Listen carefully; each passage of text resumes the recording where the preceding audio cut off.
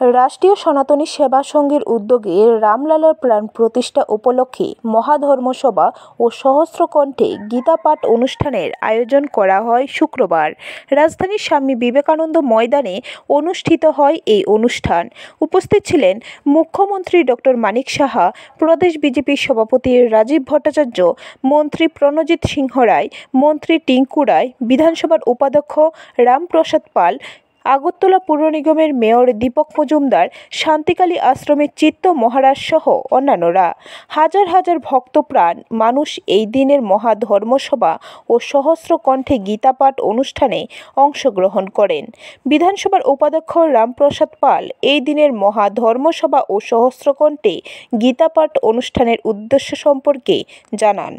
রাষ্ট্রীয় সনাতনী সেবা সংঘের একটা সংগঠনের পক্ষ থেকে আমরা আজকের যে মহাধর্মসভা এবং আমাদের সহস্রকণ্ঠে গীতা পাঠ সেটার আয়োজন করেছি। এটা একটা দায়িত্ব নিয়েছি আমরা নিজে থেকেই। তার কারণ হচ্ছে যে আমাদের যে বর্তমান যে আমাদের সনাতন ধর্ম বা আমাদের হিন্দু ধর্ম, আমরা জানি সবাই বিশ্বাস করি আমাদের ধর্মকে। আমরা আমাদের ধর্মের প্রতি সমস্ত চিন্তাভাবনা আছে। তারপরও দেখেছি আমাদের যে নতুন নতুন প্রজন্মরা হচ্ছে বা নতুন প্রজন্মরা তাদের কাছে যে ধর্ম সনাতন ধর্ম এই বিষয়টা তাদের কাছে সেই রকম শিক্ষা বা সেই রকম ধর্মের প্রতি তাদের যে দায়িত্বশীলতা বা ধর্মকে নিয়ে যে একটা নিজের ধর্ম, যে নিজের ধর্মকে আমরা নিজেরা কিভাবে আরও বেশি করে প্রচার এবং প্রসার করতে পারি তার প্রতি যে একটা আলাদা চেষ্টা সেটা আমরা দেখছি একটু কম হচ্ছে।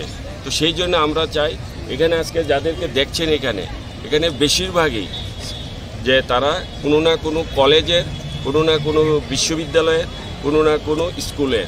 আমরা চাই তারা যেন একটু বেশি করে ধর্মের প্রতি যেন তাদের একটা আকৃষ্টতা বাড়ে, ধর্মকে নিয়ে যেন তারা সবসময় একটা চর্চা করে, ধর্ম শিক্ষাটাকে যেন তারা।